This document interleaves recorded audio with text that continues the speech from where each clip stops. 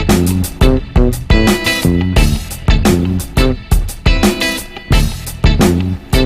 it's Missladypetal here. Wow, lots has happened this week and I've got a big couple of days coming up. So, first things first, I have a workshop happening on Saturday, and if any of you are in southeast Queensland, I've had a couple of cancellations, so a couple of last minute spots are available. Otherwise I'll just run with a slightly smaller class. You can contact me at my email address. It's in all the details on all of my videos. You can just send me an email if you want to register. The cost is $35. We'll be creating a canvas that's 12 by 16 inches, roughly something like that, and a 3-hour workshop. All the details of the workshop are actually on my Facebook page, Missladypetal Creations, and there is an event there for the gratitude canvas that's happening this Saturday at 9 o'clock in Shayla Park in southeast Queensland. So be there. It's going to be lots of fun. I've got all my preparations happening. My studio is in an uproar. So that's the way it's working. This week I got a letter journal in and it's already gone back out. So Nancy, your journal's on its way to you. I also got back a special journal that I had done with two close friends of mine, Gina Aarons and Sarah Whitney. And we just did this. It's outside the KIF swaps, and it was going to be a slightly heavier journal, and you know, we just decided that we would do some gorgeous stuff. So those of you on KIF, you've already seen the photos, but there's a very quick flip through here. And so there's really cute little tags and flip throughs, and on this page it's like an affirmations page about me, and these guys know me reasonably well, so you know, it's just beautiful things about me.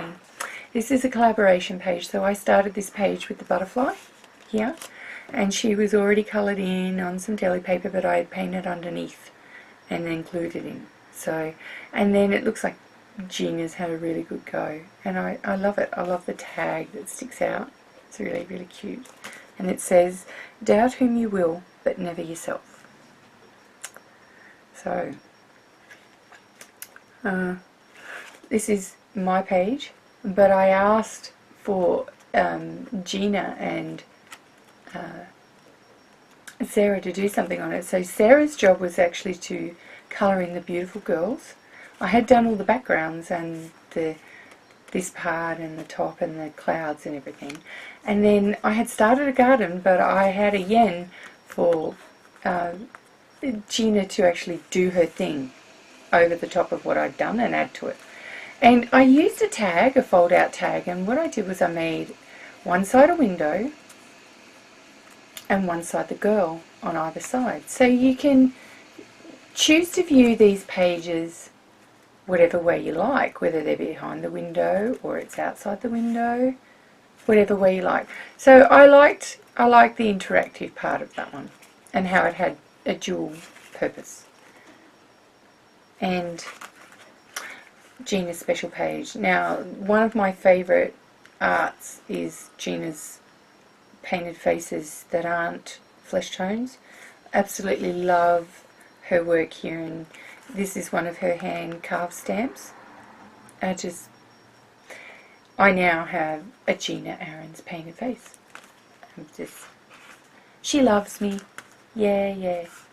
And on this one, it's another collaboration page, so I started some parts of it and they finished it. But this is a letter from Sarah. This is the back of it, which is just gorgeous, all jelly printed and stuff. And this is the written part. And you can see it's long. And it's just beautiful. Absolutely beautiful. And she's popped it in the pocket, made from some paper that I sent, which is some of my jelly printer paper. And Sarah Whitney, gorgeous page, beautiful poem. This is one of her Zen doodles. Like, that is so intricate and so small. She said she based it on an 8 by 10, but I'm in awe. That is just... She asked me if there was something special she could do that I really liked, and I said, I love your Zen doodles. I said, I don't have the patience at all to do them. And, you know, I would love to own one. So this is another interactive page, and it's a collaborative page, so it looks like Sarah's done something here and some of the background, and then Gina obviously has done some of the background. She's done a fold-out thing with a heart. So I love all the interactive pages that we've got here. So we've got another page here. And Gina recently did a course with Pauline Agnew where she was doing abstract landscapes, and this is one of the exercises that she did. And this is the other part of the page, so it's quite a big flip out page, and there's a tag in here. And it's very, very cute. And the tag says, true friendship isn't about being inseparable, it's being separated and nothing changes. So, yeah, I mean, my online friends are just, they're every bit as special as my non-online friends. And the community in Crazy Island Family and on my Missladypetal Creations Facebook page are just beautiful. And I love all the people there. I love this page. It's one of my favourites. I absolutely adore these butterflies. They're absolutely gorgeous on this background. And I started a page here that said, what does friendship mean to me? Because I thought, you know, what does it do? We're doing a friendship journal, you know. And we all contributed thoughts about what friendship means to us. So that's the end of the journal. But that is actually quite heavy, that one, compared to some of my other journals, but it was worth it. We all paid higher postage. We all decided that we wanted to do that. It was worth it. Last week I said questions. Now I have a couple of questions that have come in, and a great big long questions and suggestions thing from Lou in Australia. So I'll start with the first things. The first lot of questions I had were about my paper beads tutorials, and I had a lady who wanted to make some of those paper beads but possibly use them on an outside wind chime that would be on her back porch. I wouldn't recommend it. I mean, essentially they are still paper and they are not designed for outdoor use. My recommendation is to actually, you can get glass beads with the metal cores, just like what I use for these paper beads. You can get those, and if they're glass, you never have to worry about them fading or the coatings cracking off or doing anything like that. And I don't know about you, but one of my local scrapbook stores has them for like 70 cents each. So I mean, they're not as pretty as some of my paper beads, and some of them are prettier. It's just what your choice is, and I would definitely go with that. I wouldn't be using paper beads for anything to do with outdoors. They won't last, and then you'll have to remake them, or you'll get frustrated with them and chuck them away. The other thing was also with paper beads, somebody was asking about the paper trimmer that I use. It's a Fiskars paper trimmer, but it's one of those ones where you have a blade, like for wrapping paper, and it cuts through the paper. I have since gotten rid of that because I found that the blades blunt very fast and they pucker and tear the paper rather than cut it. And I've since invested in a rotary cutter, which has a rotary thing that you press down, and so it rolls along the top of the paper and cuts it like a rotary cutter does for quilting fabric. So you're on top of the paper and then all the fabric, and then, you know, so I have one of those, and I know rotary blades last a lot longer than those tiny little Fiskars blades. So if you were doing a lot of paper crafts, or you're a scrapbooker, or you're looking for a new paper trimmer, rotary trimmers are more expensive. I will definitely give them that, and the blades are more expensive, but they are worth it because you don't need to change the blades as often. They last much longer and the cuts are better. And if you have a problem with it starting to blunt, it just won't cut the paper. It won't tear it. And that's the thing that I like. You'll know the blades, because it'll more score the paper rather than cut it.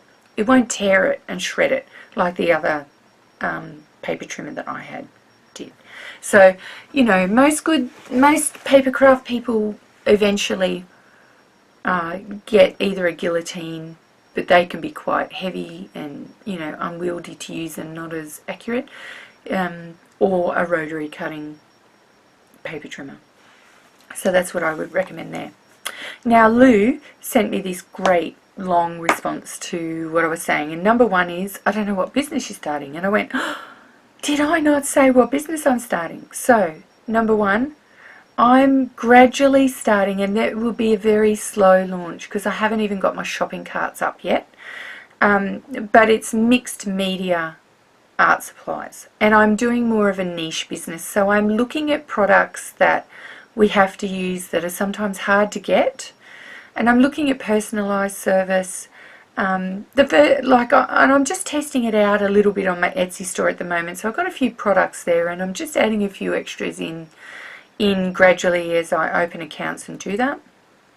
Now, my Stabilo pencils that I started putting up on that Etsy site, I made them Australia only because they're actually much easier to get overseas and, you know, harder to get in Australia. There's very few people that actually stock them, and they are the bee's knees for creating those beautiful shadows, and they're aquarellable, and they are the most nice and waxy, pigmented, creamy pencils for working on anything that you want. Black shadows, blue shadows, but they have black, blue, graphite, red, green, orange, white.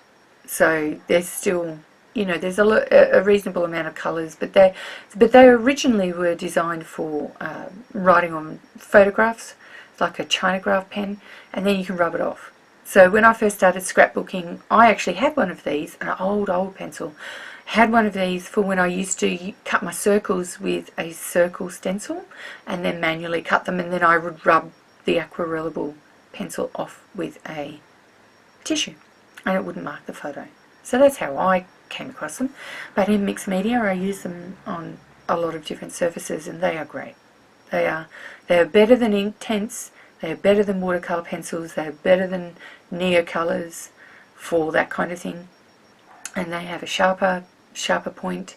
They're better than Generals. I wouldn't stock Generals. A lot of, you know, most mixed media places do actually stock Generals, but I've actually found that Generals sometimes lick paint off my papers, so I have them, but I don't use them very much. Tend to use them more when I'm looking for more of a grey kind of grey, not so heavily black. And it's like if you've got water soluble crayons and then you've got Neocolors. Neocolors completely water soluble, very creamy, completely water soluble. Watercolor crayons, I had some, or watercolor pastels, had some. And what you would find is when you apply the water, your scribble marks or your marks that you'd made with the actual crayon had gone so far into the paper, or had a high content of wax in it, that they weren't that water soluble. They would blend a bit, but you would always see all the original marks that you made, and they wouldn't blend away completely. Whereas with the Neocolors, I can sit there and scribble a whole background, and then you can't tell I've scribbled it. When I paint over the top, they're nice and creamy, and they just blend away. So there are particular reasons, and Lou's second part of Lou's thing was, as I get these items up, can I talk about them? And can I do some techniques for new mixed media? Now, I just want to point out to everyone that I actually have done a video prior to for a beginner's kit. So what I consider the most essential things for beginners, I've done one of those. I will put the link to that in the description on this vlog, so that if you want to go and have a look at that, you most certainly can. But one thing I will say is that I did that a little while ago, and as I try and discover more and more new products and I compare them to the ones that I've been using or have used in the past, then my preferences and recommendations may change as I travel along this mixed media journey, because you know, some brands weren't as easily accessible in Australia as some others, and I've compared, you know, cheaper and more expensive. And you know, for instance, here's a tip. So I've got clear gesso. So, and I've said this in an actual video somewhere, one of my videos where I'm doing pages. So I've got Liquitex clear gesso, and I've got that here.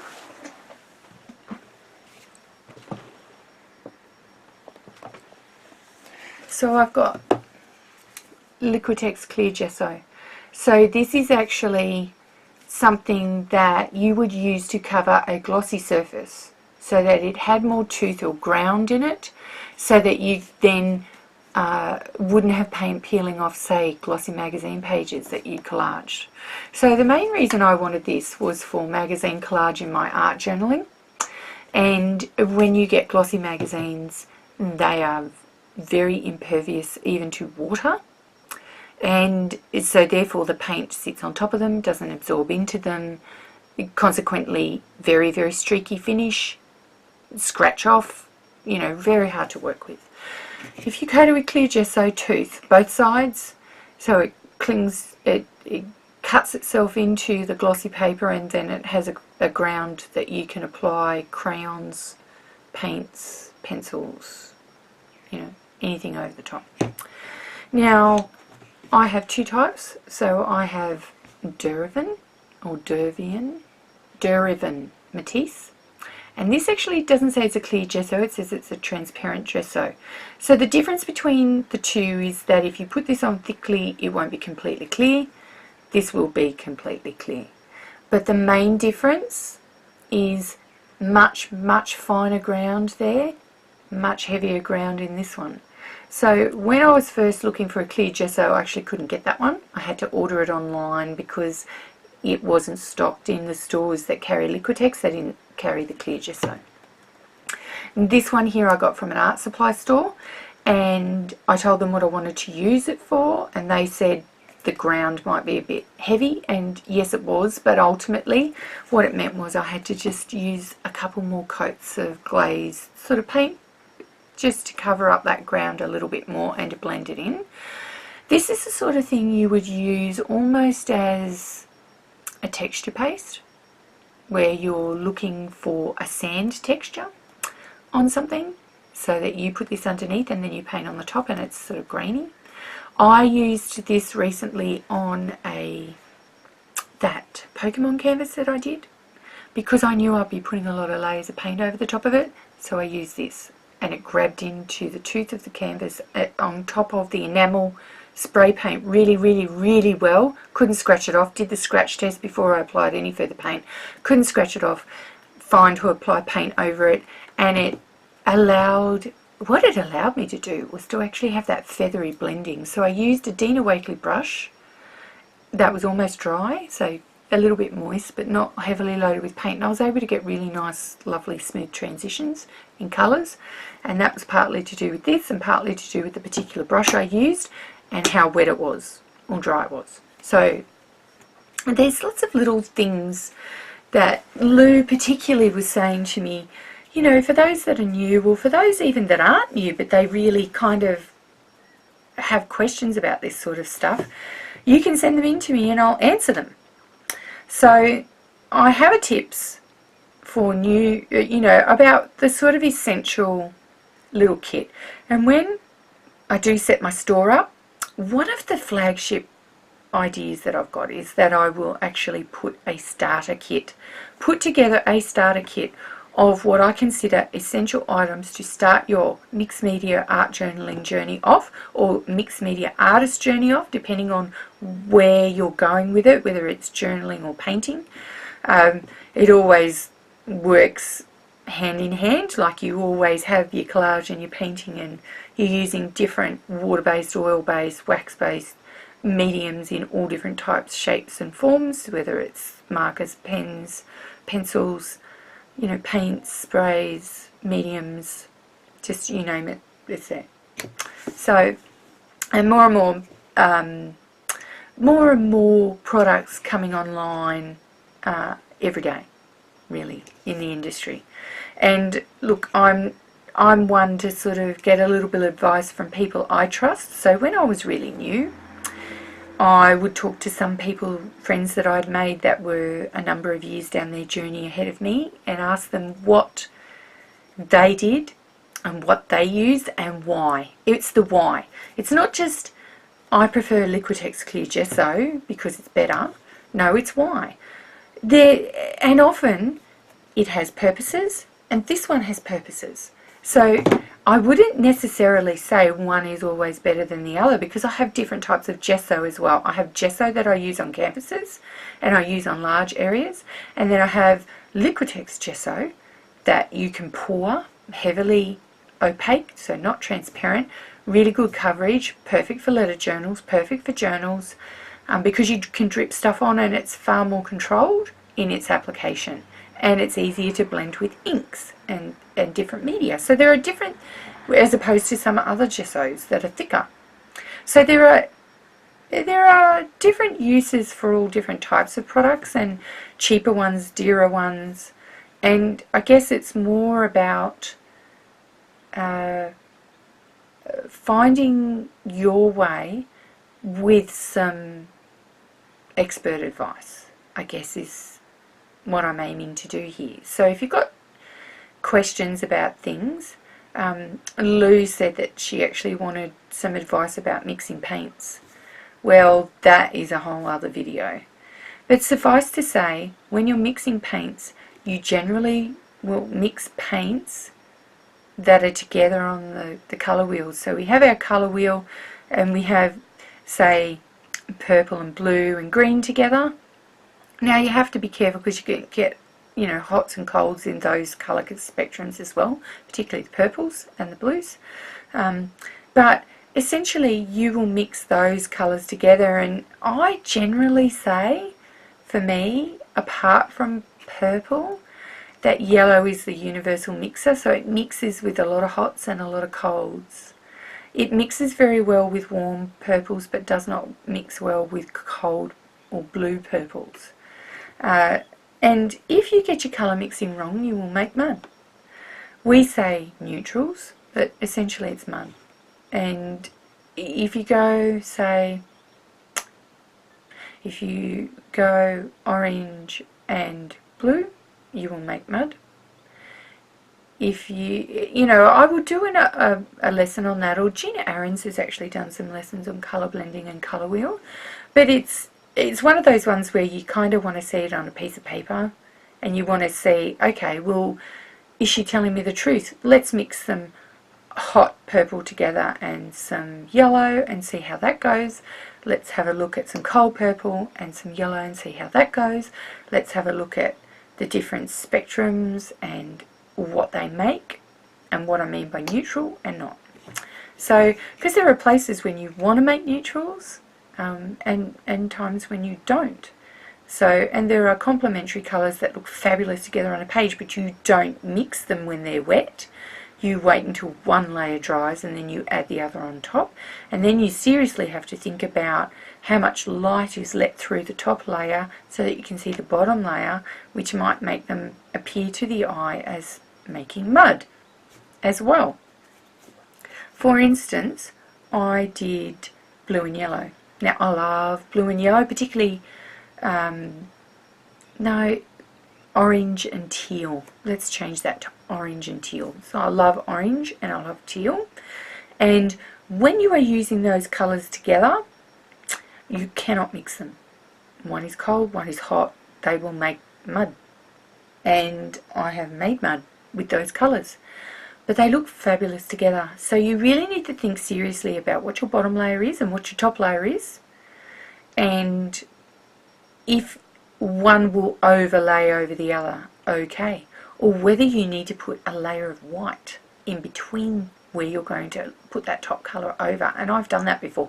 So if I was going to stencil, say I did a layer of orange and I was wanting to stencil teal ovals over the top of it, I have done that, and they don't look teal, they look brown.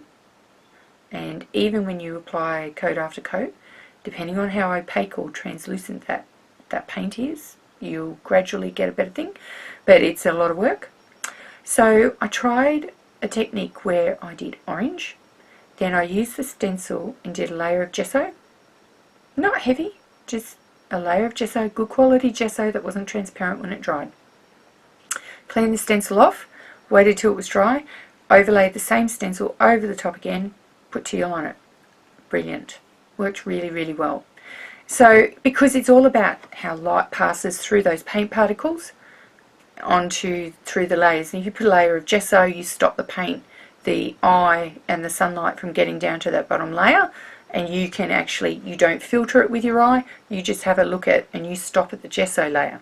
And you have a look at what's around it, obviously, but your eye is quite a complex thing, and that's the way that, the reason why, you know, those colours will make mud. So that's kind of what I'm doing here. Now, Lou also suggested that I do like a Friday technique tip, which would be a very short tip that I would come up with. Now, I have thought about that and thought, sure, I could do it because 5 minutes is not very long. But I need to know the sorts of things that my viewership would like to know that would fit into 5 minutes, whether it's me talking or demonstrating something. See, if I was to do colour blending, I could probably fit it into 5 minutes for basic, really basic colour blending, right? But if I wanted to do more complex colour blending, then no, I would need longer than 5 minutes. But I'm quite interested to know whether my subscribers, and I really want your comments on this, whether you would actually like me to do something like that, or whether the existing resources on YouTube you think are enough. Or I don't know whether you're one of those people that likes to really subscribe to one channel and you want a lot of different things on that one channel. I know that for me, as I've gotten more and more in my journey further along and gotten more and more experience and skill, I actually don't look at YouTube nearly as much as what I did a couple of years ago when I was just getting into mixed media. So it's a little bit different now. I now look on YouTube if I'm looking for a specific technique that I kind of know how to do, or that I've dreamt up and I wonder if somebody else has done it first, and I start searching for things like that, or a particular way to use a product that I've thought about and wondered if somebody else had thought about how to use it like that first, and they usually have. It's not often that I think to myself, oh, I'm doing this blind. But, you know, because, there's so many people in mixed media, it's such a growing industry that, you know, that's kind of what happens now. So, anyway, I'm going to sign off for this week. Otherwise, you guys are just going to sit here and listen to me for ages, or fast forward me, or turn me off. so, and I'm just sitting here, you know what? The funny thing. And this will bring out the mean girl in me. So yeah, all of us has our inner bitch. And I would say to people, you know, I'm celebrating my inner shallowness. Anyway, so my inner shallowness is now coming out, and the really nice Peter, I'm just going to put her over here for now. I'm going to talk about eBay. eBay. Right. So we demolished our pool, and we're selling the pool pump house, the chlorinator, you know, the big long pool blanket roller that was on either edge of the pool, and it's like 5.25 meters long, you know, all that kind of stuff. Selling it, the fencing, everything, right?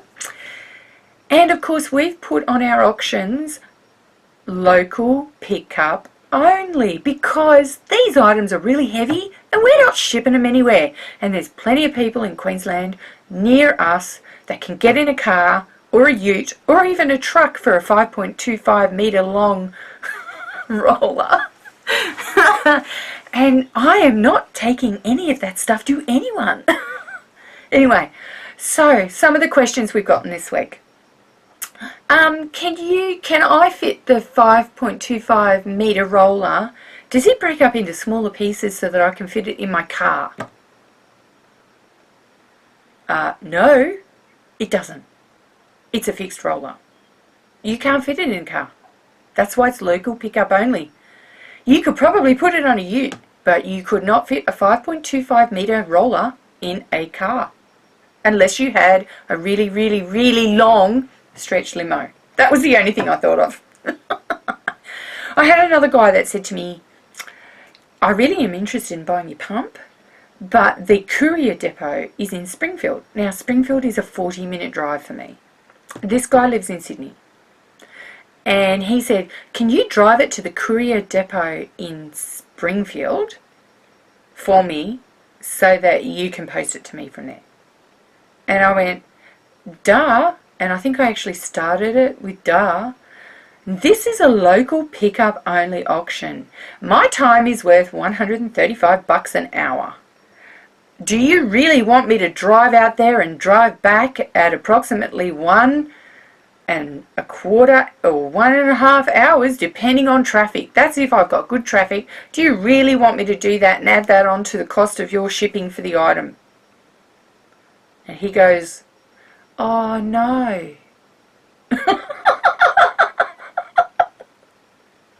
Like, duh.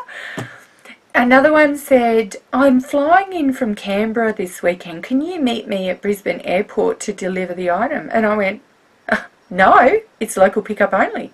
Like, hello, this item is not for you. This item is for people that live within 50 k's, or if they want to drive longer and come to my house 100 k's away from my house, they come to me, pick it up, take it away. I am not driving to the airport to drop off something randomly to some person I've never met. No. Duh. You may, however, hire a car, come and pick it up, drive yourself back to the airport, and then get on a plane and pay the excess baggage fees and take that pool pump back with you to Canberra. You are well within your rights to do that, but there is no way that I am putting all of this heavy gear that I've said is local pickup only to any kind of interstate shipping. Like, hello, how clever are these people? And then, of course, you've got all the people that want to pay $200 for a $600 item and go outside of eBay's policy. And when you say no, they go, why? Oh, because it's illegal. Really? So, bid on the auction, come and pick it up and pay me, and I won't give you my address until you've paid me. Because, really, I have, you know, like, who wants to give their address out so that people can come and rip those items off when you're not home? So, honestly. So, as I was sitting there typing some of those things into eBay, my husband was just a tad horrified. So he has now taken over all the communications because, oh, really, stupid people. Stupid. I am really thankful to say that the majority of people in the art world, while we may all be slightly psychotic and crazy or have some kind of mental problem, because quite frankly, you know, 80% of the population does, so that probably includes the majority of all artists, and I think it makes us better painters, drawers and poets anyway. I reckon the whole lot of the people asking questions on eBay, they all got problems, like really. There must not be enough pool pumps in this world for only local residents to be bidding on these items. We've even had people that kind of said to us, oh yeah, we want 20 metres of pool fencing. Can you put that on a truck and send it to us? No, sorry.